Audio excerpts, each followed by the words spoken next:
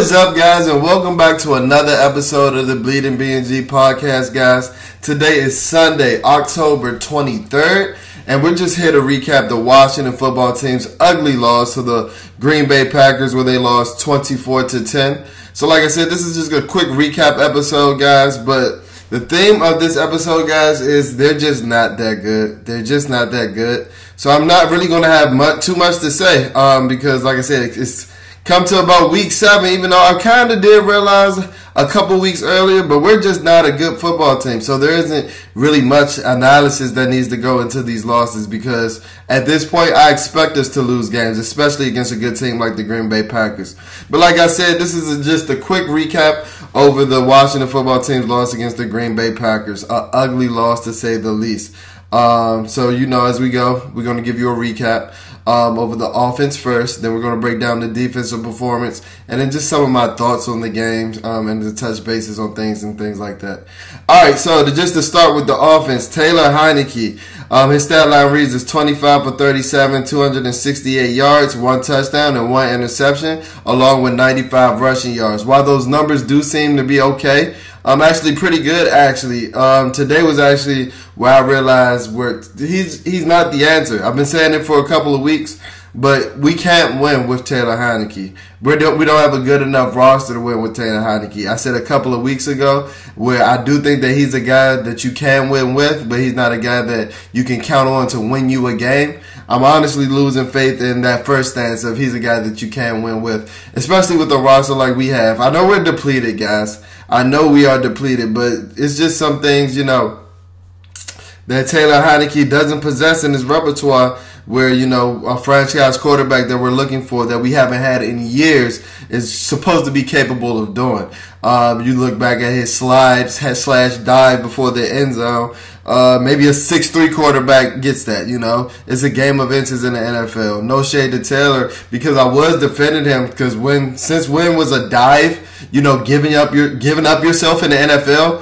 I thought that call was BS, but, depending on the letter of the law, hey, and how you interpret it, hey, maybe he was short of the end zone. But hey, a 5'10" guy has, way less margin for error than a 6'3", 6'4" type quarterback, like those franchise typical quarterbacks that we see in the NFL.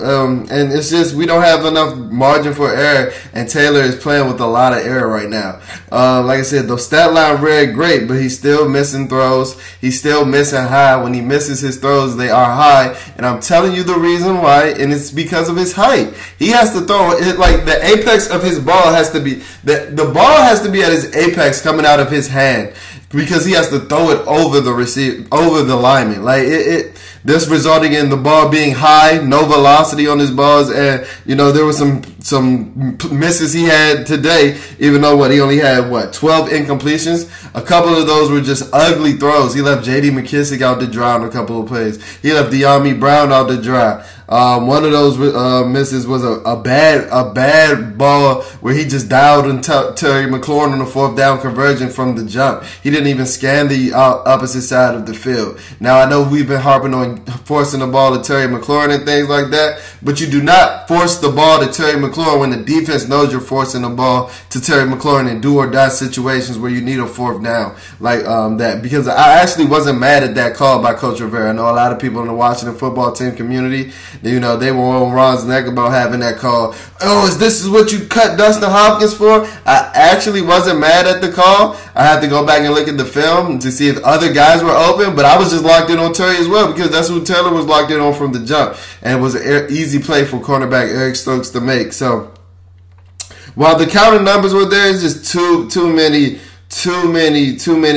reckless plays by Taylor. He's just not the guy. He's just not the guy. Maybe a good spot starter, and maybe, like I said, maybe a good spot starter, and nothing's wrong with that. Nothing's wrong with that. But I'm just coming to the realization we're not going to win until we get that franchise quarterback, guys. We are not going to win until we get that franchise quarterback, to say the least. And let me just get into a couple of reasons why. Our running back, who we've been I've been high on. Everybody in the Washington football team community has been high on Antonio Gibson, but I don't know if you need to go call Tiki Barber, my boy, but you need to stop fumbling. I don't know what's going on with this fumbling issue. Like I told you, my theory last week is that he's focused on this. He's not healthy. He's focused on not getting hurt and having a more severe injury. And you could tell in his play. He had the first play, play before the Taylor Heinicke sack fumble caused by Rashawn Gary. Antonio Gibson had one man to beat for a potential 80 to 90 yard touchdown, but he's tumbling over his feet, and he did that time and time again in the game where maybe the yards weren't there, but he's tilting and leaning all forward, and he's just not getting the yards. Antonio Gibson had his worst outing of the season by far in my his stat line read is 14 carries for 51 yards for 3.6 yards per carry average. That's very pedestrian to say the least. And as I mentioned on my Twitter, if you guys have followed my social media pages for the live updates throughout the game, the injuries that we keep talking about week in and week out that he keeps sustaining, but I really believe the hype behind those injuries because we don't see the explosion that we saw from rookie year Antonio Gibson from the Dallas Cowboys Thanksgiving game last year, or the explosive run he had against the Bengals last year. We don't even see the explosion that he had, that he possessed, that he showed on his screenplay against the Buffalo Bills. I haven't seen Antonio Gibson with that explosion since that game, and it's evident that he's hampered. And I don't think that Antonio Gibson's a bad player by any means, but making that transition from college wide receiver to full-time NFL running back has proven to be a difficult one for Antonio Gibson. He's a guy that is always banged up. He can't stay healthy, and I also don't think he's the most natural runner. There's some holes that he presses too early. There's some holes that he's impatient on, that he's quick to bounce back on.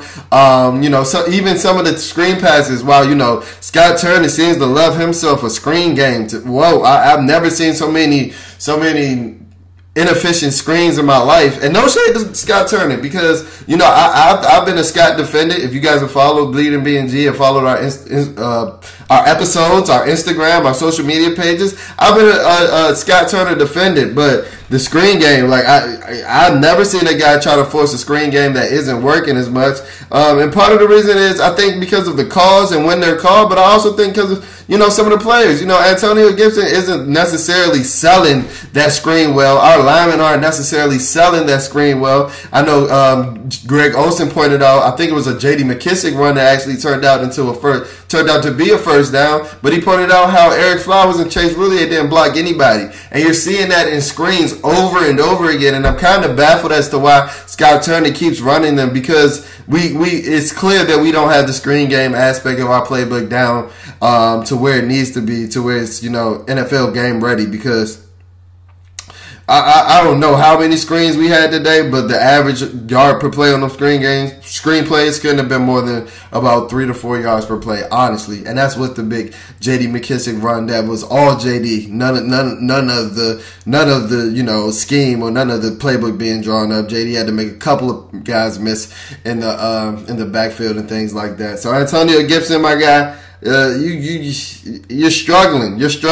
So hopefully we can get Antonio Gibson through to the bye, and I think that's what's in the offense, in the organization's mind as well, is hopefully they can get him to the bye where he can rest up and things like that. But we gotta remember, guys, this isn't a small guy, a 6'2", 230-pound running back, but it was a report that came out by Ian Rappaport that said he was playing with a hairline fracture. I know it was reported as a stress fracture to be early. I think a hairline fracture is a tad bit more severe. So you're taking an NFL pound, and even with he had 14 carries, he had a couple of catches. So you're taking 16 touches, and you're getting hit on all 16 touches. That's not even counting the pass blocking reps and things like that he's getting in the game. It can be well to have a lower body injury like the one that he's sustaining, and it shows in his play. And I think that's a reason why he's tumbling over. He's trying to just get the yards that's there and not fight for anything extra because he's fighting through injuries right now. He doesn't have any more fight to give right now. Like I said, I really think he's concerned about not furthering his injury.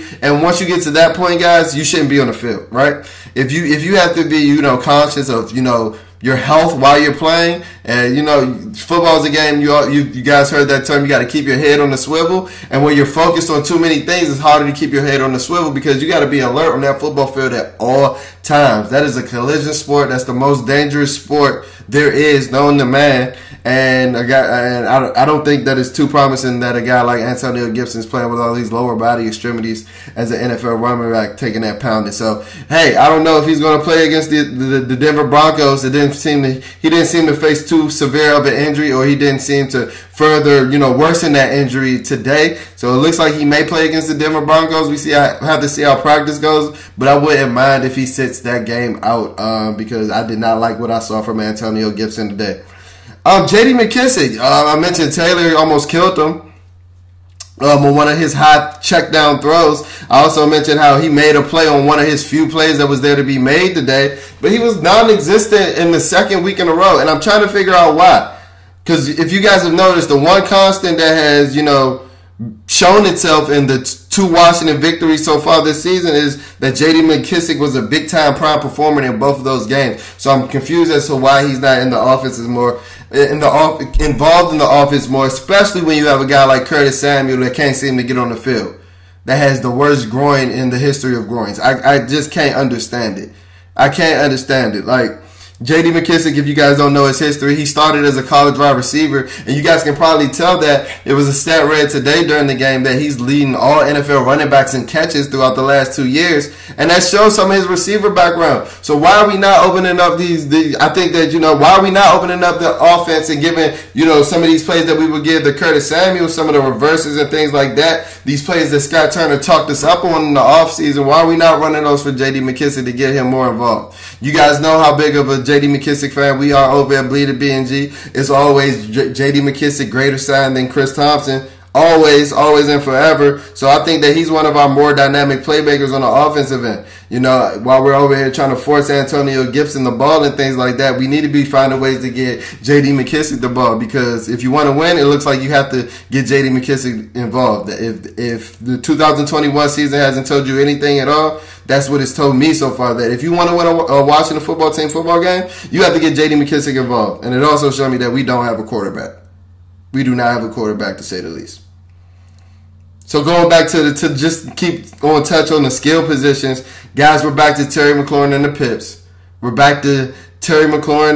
Like I said, Terry McLaurin's Michael Jackson with a whole bunch of Tito's. We're back to that. Terry McLaurin's stat line read as 7 receptions for 122 yards and 1 touchdown, and it could have been an even better day. And I don't really classify it as a drop, but he did have a ball that, got out of, a ball that on a play that we usually see Terry McLaurin make. The reason that I don't really classify it as a drop is because it actually hit Terry in the face mask. And one of the reasons I think it did is because Terry isn't the most natural hands catcher. He's one of the highest receivers in contested catch rate and things like that. And it's because he uses his body so efficiently on catches and things like that. There's a thing called a gator grab. It's more of a new term as far as football terminology, like a gator trap grab. And you see that Terry McLaurin uses that almost all the time. It's some of the reasons why I think that, he's able to get covered on some of these receptions against guys, on some of these reps against guys like Marshawn Lattimore and the better cornerbacks. You even saw it against a guy like Eric Stokes today, because he's not always extending his arms and using his hands to make the catch. He's a body catcher, which isn't a bad thing. Antonio Brown, who's one of the best receivers in the last 20 years, is a body catcher as well. But when you're not creating as much separation, it's really important to use those hands on plays and things like that, where the contested catch is great and things like that. But let's get back to our original receiver techniques, where palms out, elbows, thumbs down, making a diamond where you're catching the pass and things like that. But Terry McLaurin, like I said, he had a great day, so I can't really complain about that play too much. But when your next highest receiver as far as yardage total and things like that is Ricky Seals-Jones with 6 receptions for 51 yards, that's not going to get the job done. Not in today's NFL. And guys, this season is honestly giving me 2013 vibes again.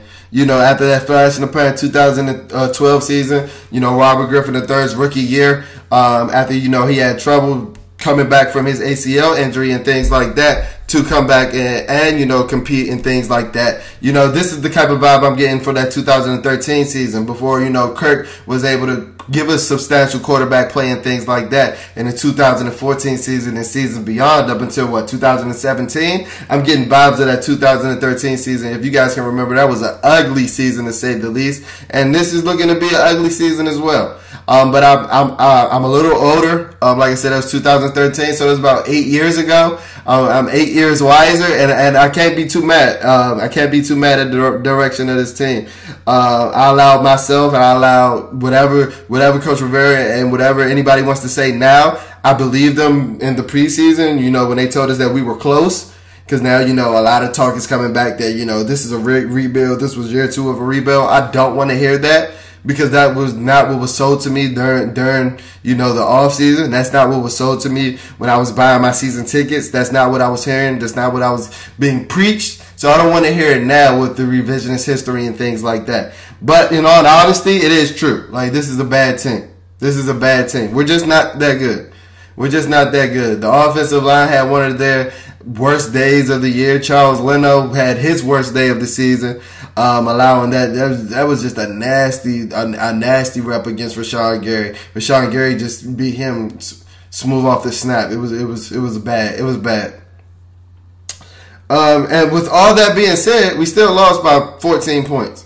So even like the pessimist in me right now, like I said, guys, the optics for this season is bleak from here on out. What my outlook on the season is bleak. But, you know, we still only lost by 14 points. But the margin of error is so small that I don't see any way that we could have capitalized on these 14 points. Like I told you guys a couple of weeks ago. Or like I told you guys last week, you know, when I was tweeting we win this game with Ryan Fitzpatrick. And then it just all seemed to unravel after that. That's just what happens with bad teams. That's just what happens with bad teams. They may give you a puncher's chance for about a quarter or two. But ultimately, when the talent's not there, when the scheme's not there, it's going to fall apart in the end, and that's what happened. This seems to be a thing going with this season now. This is our 3rd straight loss, and in all 3 losses, we have just unraveled at the seams during the second half, and that's a known thing for bad teams. So that's it for the offense. The defense. The defense actually played one of their better games of the season. And I know they allowed 500 yards to Patrick Mahomes last week, but I actually think that these were probably the 2 best defensive outings of the season, and that's not saying much. You know, this is arguably the worst defense in the NFL, which is crazy to say with all the prospects that we had going up into the season. But guys, it just is what it is. I think that the front four played one of his best games as a unit this week. We had 3 sacks by the front four, 1 by Montez Sweat, 2 by Jonathan Allen, who continues to be a dog, who continues to be the best defensive lineman on this Washington football team roster. Yes, I said it. Jonathan Allen is the best defensive lineman on this Washington football team roster. And speaking to a guy that a lot of people think is in Chase Young, his consecutive game streak with a sack ended today in one of his, more quieter games of the season. I think, he was affected. He got poked in the eye, maybe the second Green Bay drive of the game. And I do think he was kind of affected by that. Because in the first 2 drives, to me, Chase looked spry, rushing and things like that. Even on that rush when he got poked in the eye, he looked spry. But I honestly didn't see him coming off the ball as fast after that. And I don't want to, read too much into it. But, just an observation, and that's what we're here to do at Bleeding BnG. We're here to make observations on the game. So while I did like Chase's activity and energy early in the game, he seemed to be affected by that eye poke, which is understandable because an eye poke is a nasty injury.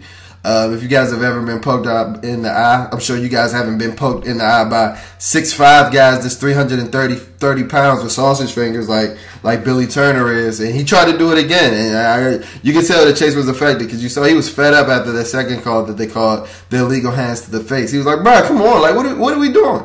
So, I don't think that Chase necessarily played a bad game. It was just a quiet one. The front four had one of his best, like I said, his best game as a unit. Cam Curl played more, and it wasn't a coincidence. Jack Del Rio, hear me out now. It wasn't a coincidence that when Cam Curl plays more, your pass defense gets better.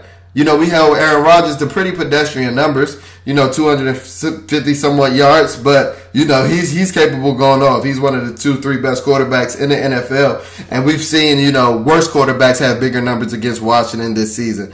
Landon Collins, who, Cam Curl was playing at strong safety a lot for this week. He was closer to the box. Speaking of Collins, he actually led the team in tackles with 7 tackles. And I'm here to say, as much as, we're here to bash Landon and things like that, it's because, Landon was being misused. So it's just as much as a fault on the coaching staff. Landon should have been playing closer to the line of scrimmage from the beginning of the season. And I think that the coaching staff was fooled, just like we were fooled in Richmond. Like I told you guys, and a couple of you guys a lot of you guys that tuned into our earlier episodes that have been riding with Bleeding BnG for a while now, Landon looked good in training camp. He looked good at the safety position. He showed it in the preseason, closing the gap on Thaddeus Moss and things like that. And I think that the coaches bought the hype as well. But this is still a safety who was coming off an Achilles injury that wasn't necessarily the best coverage guy and wasn't necessarily the fastest before that injury. So I think that, he has a home playing closer to the box. And it shows. He led the team in tackles, and I honestly think out of anybody on the team, he's our best run defender. He's our best run defender, so he needs to stay there. Why haven't we been putting players in position to succeed from the jump? Why are we just making this transition? Why is Danny Johnson just playing now?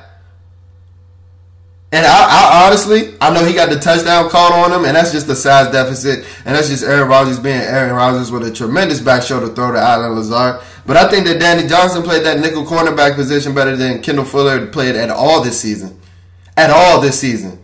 And you guys can let me know if you agree or disagree. He was sticking his head in there. I know that he had a third down conversion called on him, but that was one of the few times where the defensive line gave Aaron Rodgers all day to throw. I think that Danny Johnson actually played pretty well. I love the fight. I think that he's faster than Kendall Fuller. I think that he can run with guys better than Kendall Fuller at this point in their careers. And I don't know if you bench Kendall Fuller, but I don't know. I don't know what you do with Kendall Fuller, because I honestly think that Danny Johnson played that slot. Like I said, he played that slot corner better than Kendall has done at any point this season. Benjamin St-Juste was getting picked on. And it's not necessarily because he's a bad cover corner. I actually think that Benjamin St-Juste is really talented. He has to work on those ball skills, though. He has to work on those ball skills. This is a guy that had 0 interceptions in college, and we see why. I honestly think this is one of the reasons he fell to the third round, because he's always in position. He's the tallest cornerback in the NFL, so the physical traits are there. He's not slow, but you got to turn that head around and make these plays on the ball, my guy. And a quarterback like Aaron Rodgers, he's just going to keep on picking on you doing things like that. So, like I said, guys, we're just not that good, and we're in a rebuild, and we still have players that haven't reached their potential. We still have players that's working on techniques. We have young guys. There's a lot of young guys on the roster at this point. And we're just not that good. One of the things that I took away from the game is Jaydon Davis flashed. He flashed in the run game, at least. Last week, I believe that he had a really good game in coverage, especially in zone coverage and things like that. He got picked on today, allowed a touchdown to Robert Tonyan, where he was giving up inside leverage. Robert Tonyan broke on a post corner route. On a corner route, it was just pitch and catch for Aaron Rodgers. You're going to give up that. I wasn't mad at Jamin for that, because it wasn't like he got abused. He got abused badly. He just had the wrong leverage, and a good quarterback is going to take advantage of that. Something that we haven't seen in Washington football team as a Washington football team fan in a while, because we're not used to good quarterback play, because we don't have any good quarterbacks. We're just not that good. We're just not that good. And guess what? Newsflash. We're not going to be that good till we get that quarterback. So I don't know what the hesitancy was in trading up for one of these quarterbacks this year. But I know one thing. Ron Rivera, you better not go into year 3 without a franchise quarterback, or not knowing who your quarterback of the future is going to be. Because now the defense has finally gotten it together. It does take defenses in the NFL longer to, gel than offenses, especially with today's rules that benefit the offense. So I'm not saying that the defense is a juggernaut by any means, but they're starting to gel. But now your quarterback is subpar. Your quarterback play is subpar. You're supposed to at least be in the game when your defense is holding the Green Bay Packers to 24 points.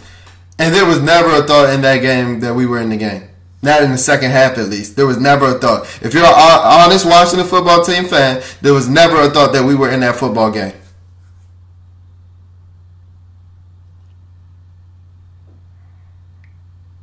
So let's stop BSing. Let's stop BSing. Let's stop spending all this draft capital on all these defenders and still ending up as one of the worst defenses in the league. And let's do the right thing and let's get a quarterback. Kenny Pickett, Matt Corral, Malik Willis, whoever you want. Anything is better than what Taylor Heinicke is giving us right now. Anything. Because all those guys I just named have the elite physical traits that Heinicke just doesn't at this point.